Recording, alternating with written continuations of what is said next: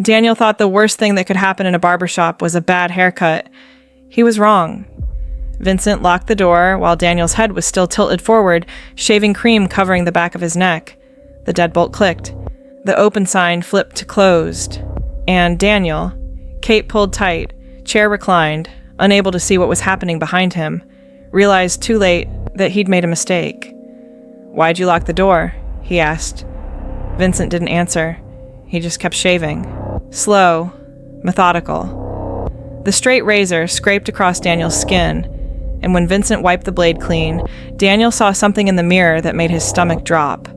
Marks on his neck, faint lines he'd never noticed before, scars that looked deliberate, precise, like someone had measured and marked him years ago without him knowing. What is that?" Daniel whispered. "Proof," Vincent said.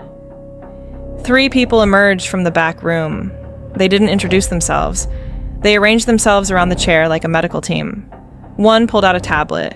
Another opened a thick folder with Daniel's name on it. The third started taking photographs. Vincent's hand pressed down on Daniel's shoulder, gentle but unmoving. "You've been documented for 7 years, he said. "We've been waiting for the right time. You just gave us that time by walking in here alone. No appointment. No one expecting you. That was the last choice you'll make today." The folder opened. Inside was Daniel's life. Every address, every job, every bank account. Things he'd never told anyone. And at the bottom, stamped in red, enrolled. "I didn't enroll in anything," Daniel said. "You did," Vincent replied. "The moment you sat down. If you're enjoying this slow descent into something you can't quite name yet, hit that subscribe button. We're going deeper." Daniel had walked into Vincent's barbershop because his regular place was closed for renovations, and he had a job interview the next morning. The shop sat on a corner he'd passed 100 times, wedged between a dry cleaner and a tax preparation office that seemed to operate year-round despite only being busy in April. The striped pole outside wasn't working, hadn't been for years probably, but the window was clean, and through it, he could see Vincent trimming an elderly man's white hair with the kind of unhurried precision that suggested competence. The interior was exactly what Daniel expected. Black and white checkered floor tiles, chrome and leather chairs that probably dated back to the 70s, a wooden counter near the entrance displaying hair products that no one under 60 would buy. Right, the air smelled like talcum powder and antiseptic. Frank Sinatra played from a radio that looked older than Daniel. Vincent had glanced up when the door chimed, nodded once, and gestured with his scissors toward the waiting area. 2 chairs and a stack of magazines with covers featuring politicians Daniel barely recognized. The old man in the chair didn't look at Daniel. He stared straight ahead into the mirror with an expression of complete neutrality, as if getting a haircut required the same focused detachment as visiting the dentist. Daniel sat and picked up a magazine. He wasn't reading it. He was watching the reflection of the 2 men in the mirror that hung above the product display. Vincent worked in silence. The old man sat in silence. Even the music seemed muted. Yeah, as if the volume had been carefully calibrated to fill empty space without actually demanding attention. Daniel found himself counting the scissor snips. 17 cuts before Vincent paused to comb through the hair and assess his progress. Exactly 17, every single time. When Vincent finally brushed the loose hair from the old man's shoulders and removed the cape, the customer stood without a word, pulled a 20 from his wallet, and placed it on the counter. He didn't wait for change. He walked to the door, and Daniel noticed he had to reach up to unlock the deadbolt before leaving. Vincent must have locked it after Daniel entered. Strange, in the middle of the afternoon, but maybe he didn't want interruptions during a cut. "You're next," Vincent said, his voice carrying a faint accent Daniel couldn't quite place. "Yeah, Eastern European, maybe? Greek?" Something that suggested English wasn't his first language, but that he'd been speaking it long enough to sand down most of the rough edges. Daniel settled into the chair. The leather was still warm. Vincent draped the cape around his shoulders and snapped it tight behind his neck. Not uncomfortable, but snug. Deliberate. The kind of cape that wouldn't slip no matter how much you moved. "Just a trim," Daniel said. "Clean up the sides, little off the top. I've got an interview tomorrow." Vincent nodded, studying Daniel's reflection in the mirror. He didn't ask what kind of interview. He didn't make small talk about the weather or sports. He simply ran his comb through Daniel's hair in long, evaluating strokes, lifting sections and letting them fall, mapping the terrain before making the first cut. Yeah, that's when Daniel noticed the photographs. They lined the wall to his left, arranged in neat rows. Headshots, mostly. Men of various ages, all seated in this same chair, all looking directly at the camera with neutral expressions. Some of the photos were black and white and clearly decades old. Others were recent, printed on glossy paper.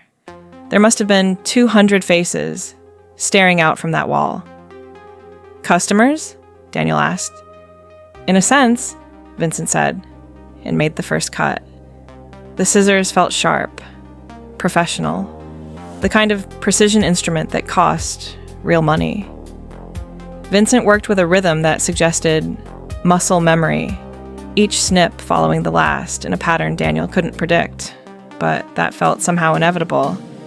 He found himself relaxing despite the locked door, despite the wall of faces, despite the fact that the shop was now completely empty except for the two of them. They'd been working in silence for about 10 minutes when Daniel heard something from the back room. A scraping sound, metal on concrete. Brief, then quiet again. Vincent's hand never wavered. His scissors continued their methodical work as if nothing had happened.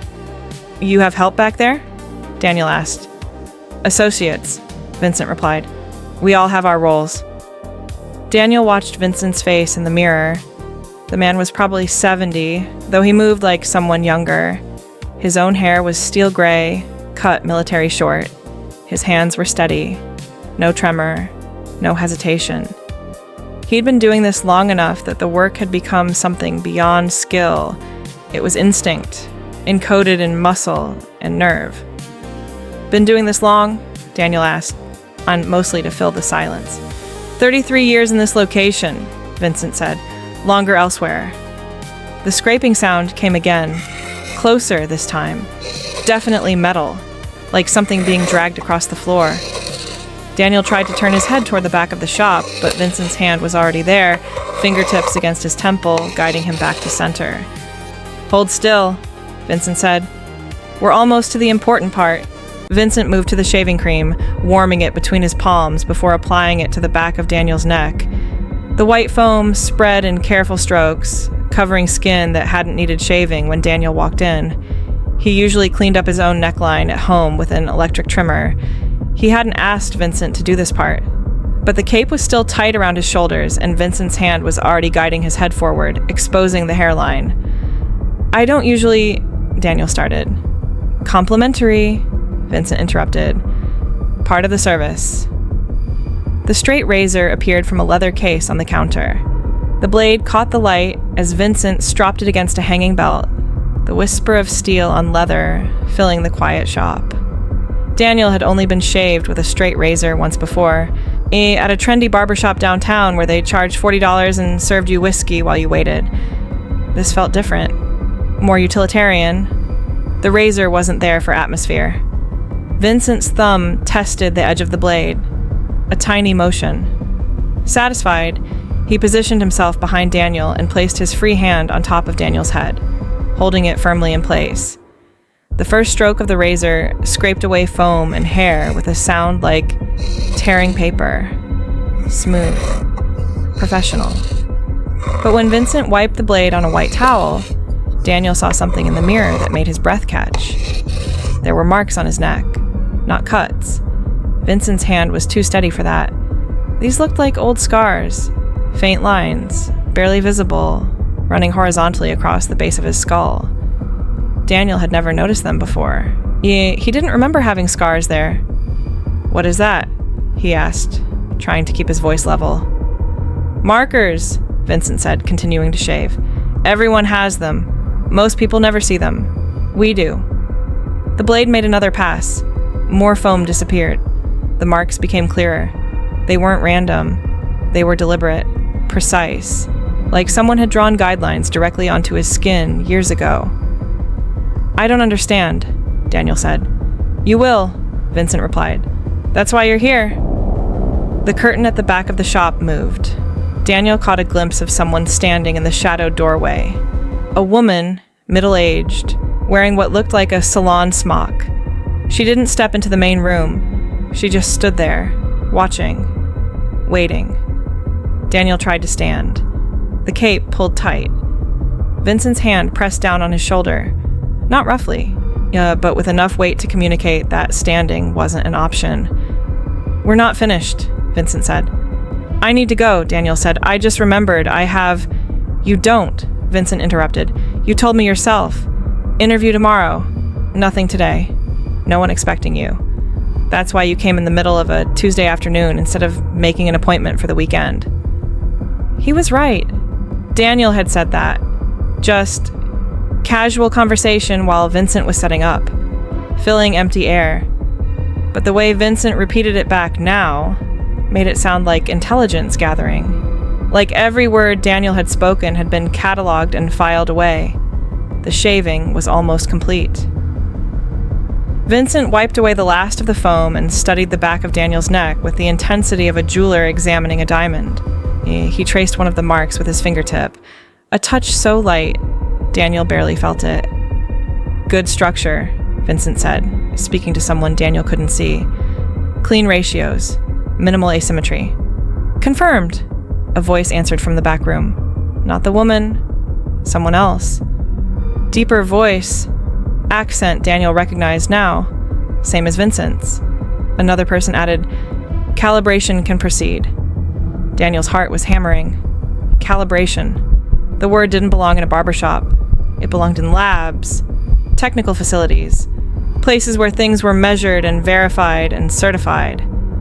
What the hell is this? Daniel demanded, gripping the arms of the chair. Vincent walked around to face him. He'd set down the straight razor. His hands were empty now. He pulled something from the wooden drawer, a folder, thick, the kind that might hold a contract or medical records. He opened it, and Daniel saw his own face looking back at him from a photograph. Not a recent one. This was from years ago. High school, maybe. Before he changed his hair. When had someone taken this picture? Where had they gotten it? Beneath the photo were forms, documents, lists of measurements and ratios Daniel didn't recognize. His name appeared multiple times. His birth date. His address. Not just current, but previous addresses going back years. Employment history. Bank account numbers. Information he'd never given Vincent. Information he'd never given anyone in this shop. You've been selected, Vincent said, closing the folder. The moment you walked through that door, actually. But the selection process began long before that. We've been maintaining records. Waiting. Ensuring you met the criteria. Criteria for what? Daniel asked. Vincent smiled. It wasn't cruel. It wasn't mocking. It was almost kind. The expression of someone delivering news they believed was important. For verification, Vincent said. For calibration. For becoming part of a system that operates beneath what most people see. He gestured toward the wall of photographs. 200 faces. 200 neutral expressions. Daniel understood now what he was seeing. Not just customers. Assets. People who had sat in this chair and been measured and documented and verified for something Daniel still couldn't name. The lock clicked. Not the front door. A different lock. Somewhere deeper in the shop. A heavy sound. Final. We can begin the documentation, Vincent announced to the shadows. 3 people emerged from behind the curtain. The woman in the salon smock came first. Behind her, a man with silver hair wearing reading glasses. Last came someone younger, carrying a leather portfolio and a tablet. They arranged themselves around Daniel's chair with the practiced efficiency of a legal team preparing for a deposition. Daniel lunged for the cape, trying to tear it off. His fingers found the snap at the back of his neck, but before he could release it, the younger man's hand clamped over his wrist. The grip wasn't painful. It was simply immovable. Don't, the younger man said. The cape has a safety mechanism. Pull too hard and it restricts. Relax, and you'll be more comfortable. Daniel tested this and found it was true. When he yanked, he felt pressure against his windpipe. When he relaxed, it loosened just enough to breathe easily. Good, Vincent said. Cooperation makes the process smoother. The woman positioned a rolling cart next to the chair. The older man opened the leather portfolio and began removing documents. Forms printed on heavy paper, multi-page packets with color-coded tabs. The younger man powered on his tablet and began typing rapidly. "What are you doing?" Daniel demanded. "Registration," the woman replied. Her accent was thicker than Vincent's. Russian, Daniel thought. "We need to formalize your verification before we can explain the full scope of participation." "I'm not participating in anything," Daniel said. "You can't keep me here. People know where I am." "No one knows," Vincent said quietly. He'd moved to the front window and was adjusting the blinds, tilting them until the afternoon sunlight became fractured bars of gold across the checkered floor. "You walked in without an appointment. You paid cash for the last coffee you bought. We verified that from the receipt in your pocket. No paper trail, no digital footprint. No one expecting you until tomorrow morning's interview. By then, the registration will be complete, and you'll be free to go. Documented, but free." The older man produced reading glasses and began examining the folder Vincent had shown Daniel earlier. He cross-referenced information with the forms on his cart, making small notations in the margins. "Subject height, approximately 6 feet 1 inch, he said, reading from what looked like a driver's license photocopy. "Age 29. Employment history shows 3 positions in the last 5 years. No criminal record. Credit score 682. Student loan debt approximately 60,000. No significant assets. Family structure intact. Parents retired. 1 sibling." He paused, looking up at Daniel. "This is all correct, yes?" "How do you know that?" Daniel whispered. The woman leaned in close. Her breath smelled like mint.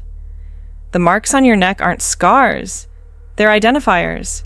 Biometric. Structural. They indicate compatibility with our verification network. Vincent can read them. We've trained observers like him for decades. He identifies 5, maybe 6, suitable candidates a year. You're the 2nd this month." She gestured to the tablet. Daniel caught glimpses of the screen. Database entries. Rows of names and numbers. His own name appeared in several fields, highlighted in yellow. "This is insane," Daniel said. It's organized," Vincent corrected. "We identify individuals who meet specific biometric criteria. We document them. We offer participation in a verification network that provides services most people don't know exist." The younger man produced a camera and began photographing Daniel from multiple angles. His face, his hands, his profile, the back of his neck. He worked in silence, moving around the chair like he was cataloging evidence. Each photo appeared on the tablet screen with measurement overlays. Daniel forced himself to think. The door was locked. Even if he could get out of the chair, 3 people stood between him and the exit. His phone was in his pocket, but the cape pinned his arms. "Let's say I cooperate," Daniel said. "What happens then?" "Registration continues," the woman said. "We complete the documentation. You review the terms of participation. You're offered a choice. And if I refuse, then you leave," Vincent said. "We archive your file. You return to your ordinary life. You'll never hear from us again.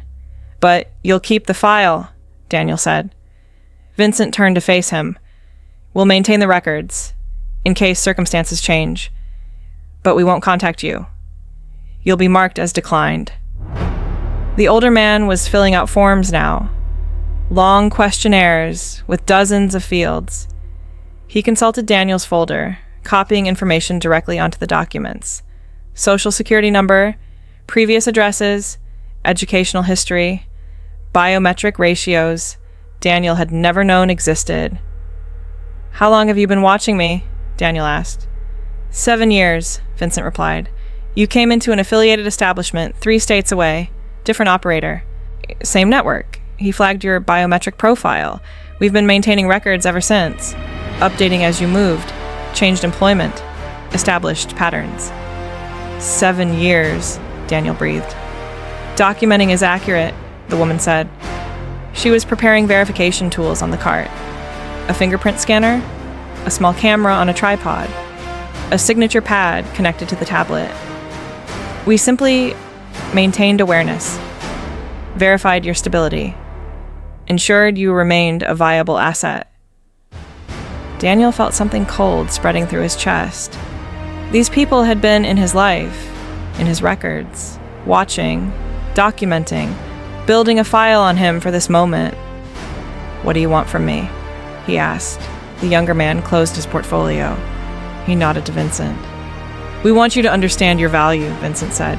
And then we want you to decide whether you'd like to participate in the network that's been aware of you all these years, or if you'd prefer to decline and return to your ordinary existence. Both options are acceptable, but only one provides compensation. He produced a document from the folder, a contract, printed on heavy paper with watermarks.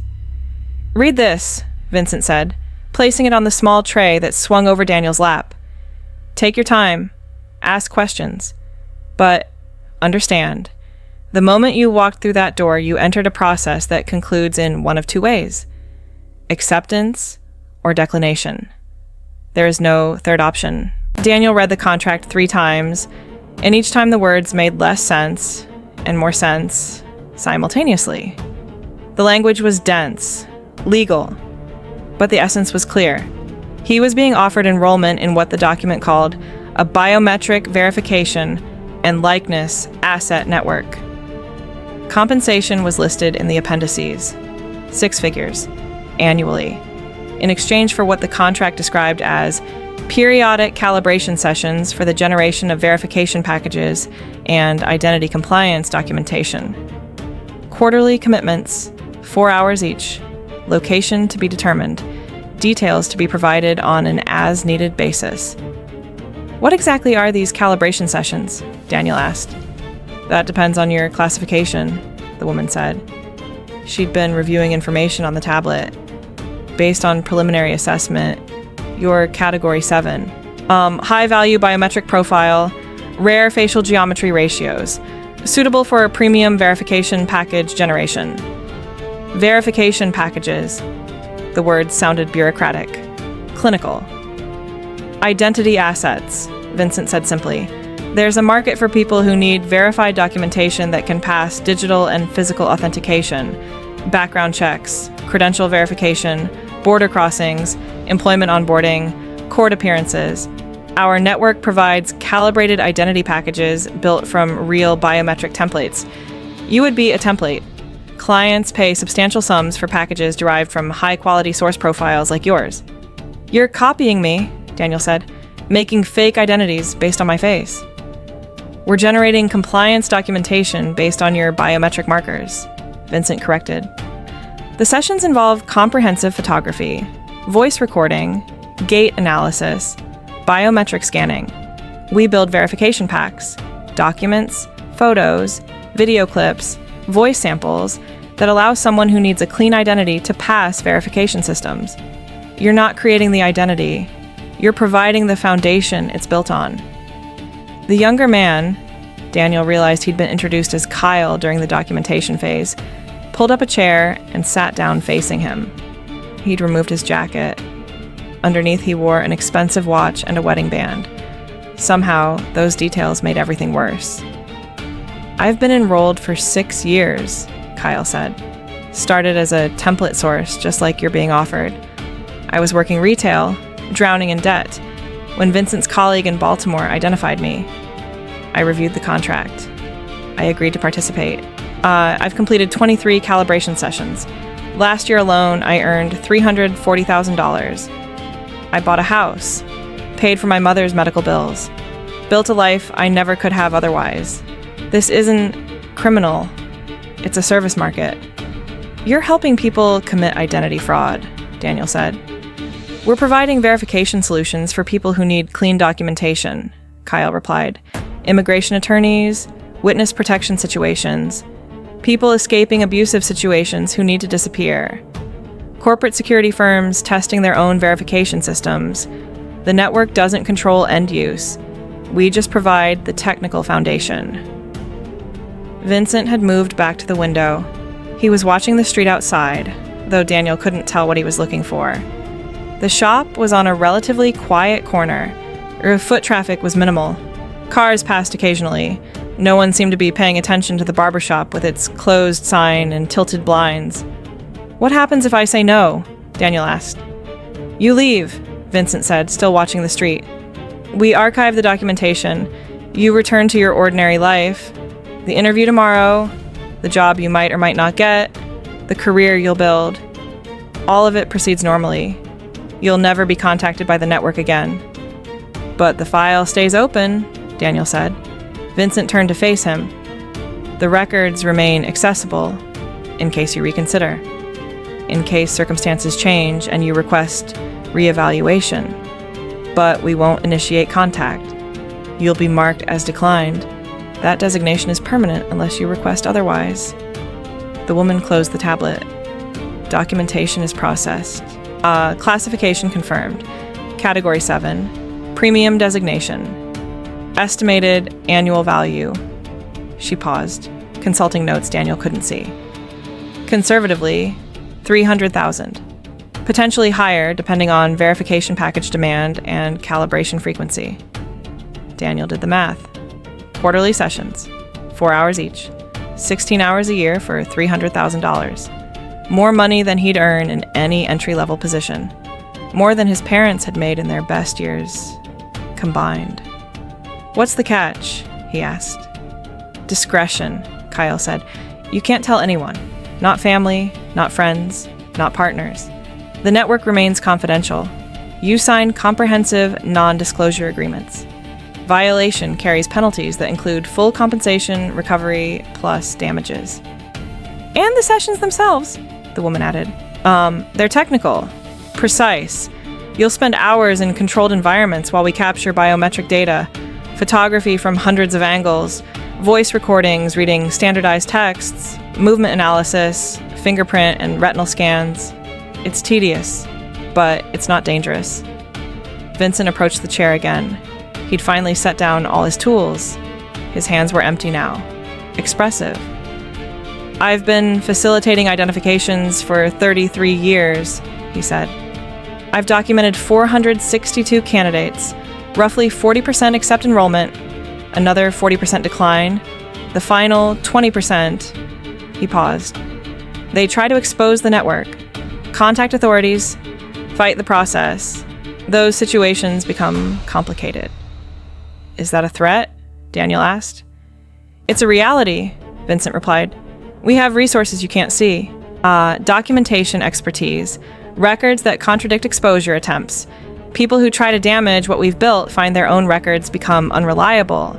Background checks reveal inconsistencies. Employment verification fails. Credit reports show duplicate identities. Address histories conflict. We don't harm anyone. We simply demonstrate that identity is more fragile than people think. Within months, they're dismissed as confused, unreliable, and then, sometimes, they request reevaluation at reduced rates." The room fell silent except for the hum of the fluorescent lights and the faint tick of an old clock on the wall. Daniel looked at the contract on the tray. Pages and pages of clauses and conditions and legal language designed to bind him to an organization he'd never heard of until 20 minutes ago. "I need time to think," he said. You have 5 minutes," the woman said, checking her watch. "Decide now, or the offer is archived." Daniel stared at the contract until the words began to blur. 5 minutes, financial security, or a lifetime wondering what he'd walked away from. The weight of the decision pressed down on him like physical force. Every scenario he tried to imagine led to complications. Accept the enrollment and live with the secret. Decline and spend the rest of his life looking over his shoulder, wondering if they were still documenting. Try to fight and face consequences Vincent had made sound inevitable. "Can I ask questions?" Daniel said. 4 minutes, the woman replied. "What exactly happens during these sessions? Be specific." Kyle fielded this one. You arrive at a designated facility, usually a hotel conference room or rented office space, controlled lighting, professional photography equipment. You spend the first hour doing biometric scans, fingerprints, retinal, facial geometry mapping. Next hour is photography. Hundreds of angles, different expressions, different lighting conditions.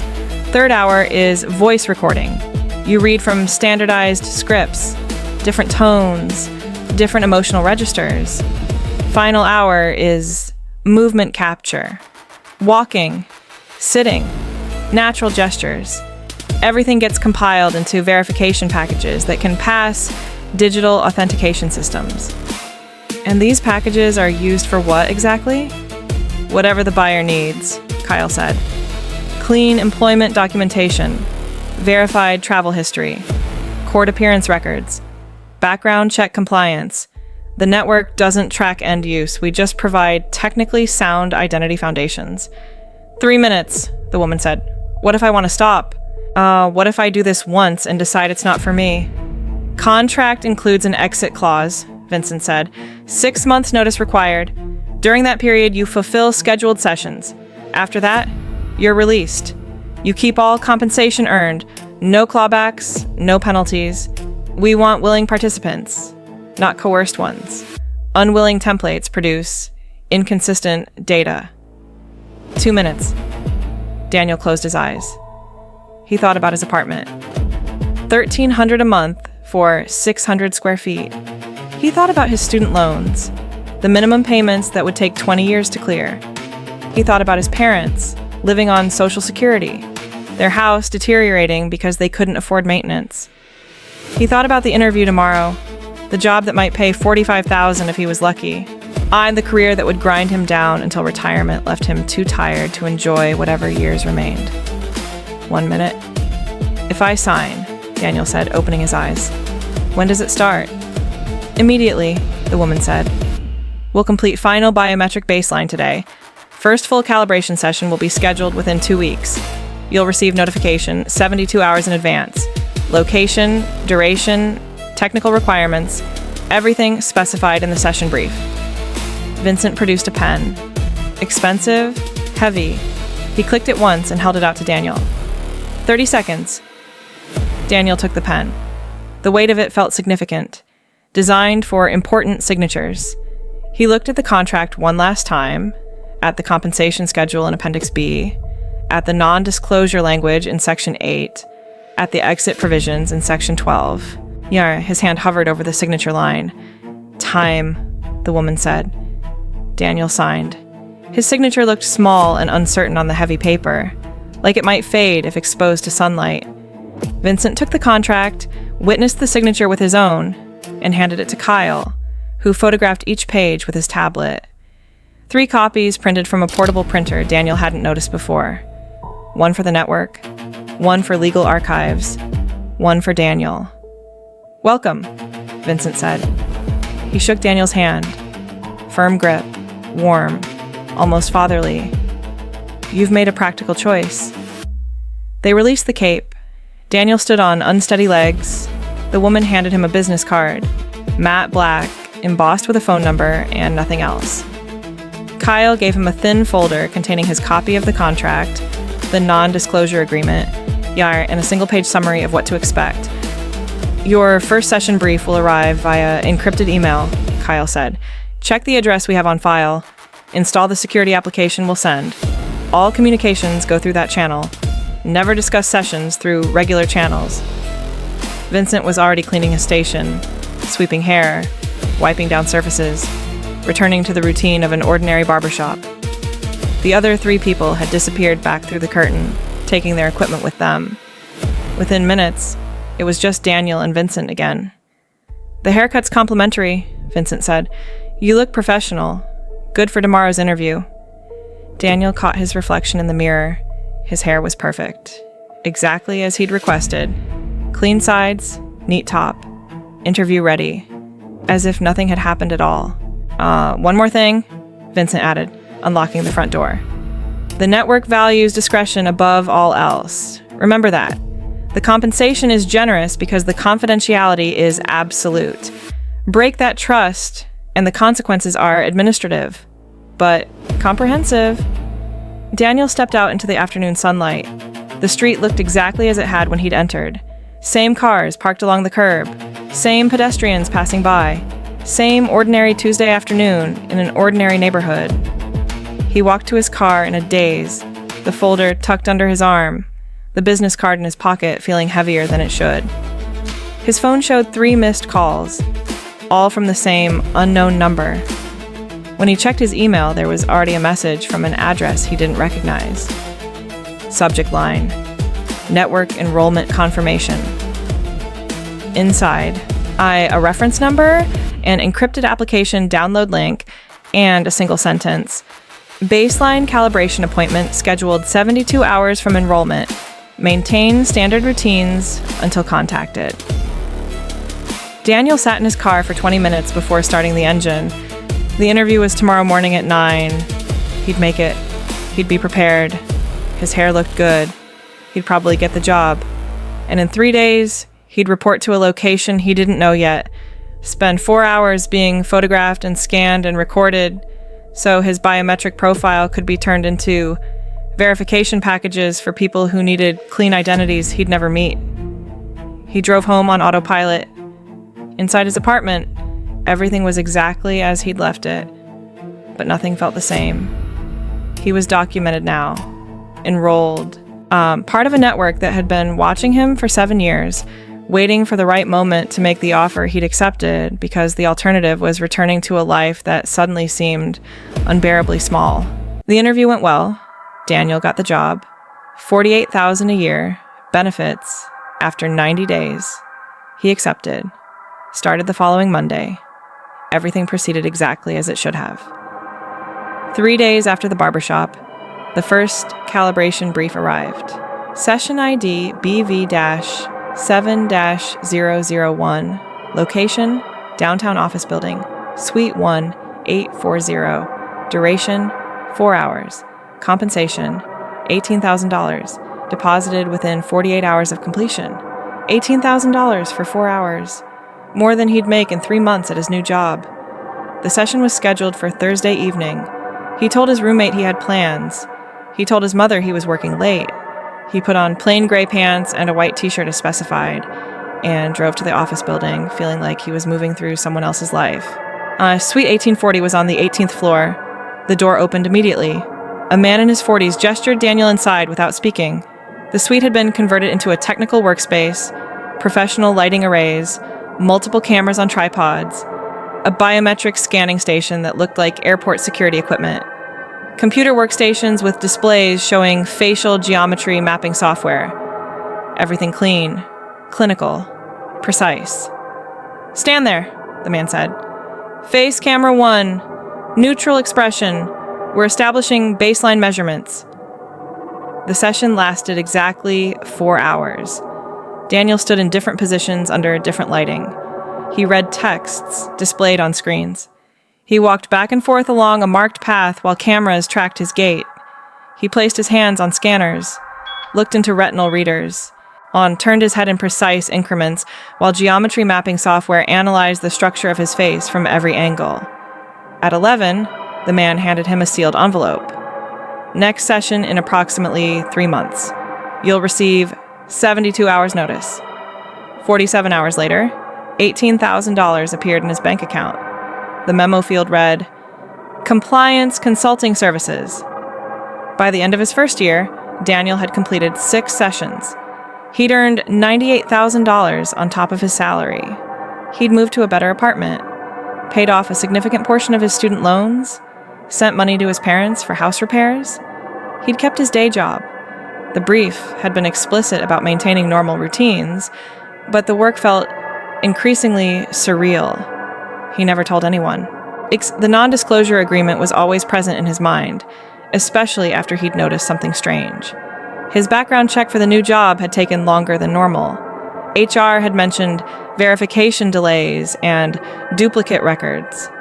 His credit report showed an address he'd never lived at. His employment history had gaps that didn't match his timeline. When he'd called the credit bureau, they'd told him the information came from verified sources. The representative had become vague. Multiple reporting entities, standard data aggregation, sometimes records conflict. Daniel had started to understand. The network's power wasn't just in creating false identities. It was in demonstrating how fragile real ones were. The 7th calibration brief arrived on a Tuesday. Session ID BV-7-annual. Location. Familiar address. Vincent's location. Daniel was being called back to the barbershop. He went on Thursday afternoon. The door was unlocked this time. Vincent was waiting. Same chair, same mirrors, same wall of photographs. But there was a new picture now, added to the bottom row. Daniel's face, neutral expression. The date printed below it, exactly 1 year and 3 days ago, before Daniel had ever walked into this shop. "Sit," Vincent said.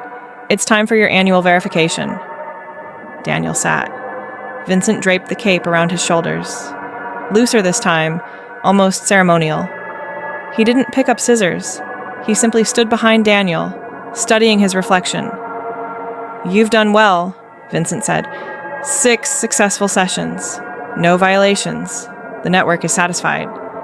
"Is that what this is?" Daniel asked. A performance review?" "A re-verification," Vincent corrected. "We document your continued stability. We update your baseline. People change. Features shift. We need current calibration data." He produced a tablet and began entering information. Questions about Daniel's health, employment, living situation. All the details being recorded and added to documentation that had been growing for 8 years. "You could stop," Vincent said quietly. "Use the exit clause. 6 months notice, then walk away." "But the file would remain," Daniel said. "The file always remains," Vincent replied, "whether you're active or archived. Once you're verified, you're part of the system. The question is whether you're a participating asset or a closed case." He finished and set the tablet aside.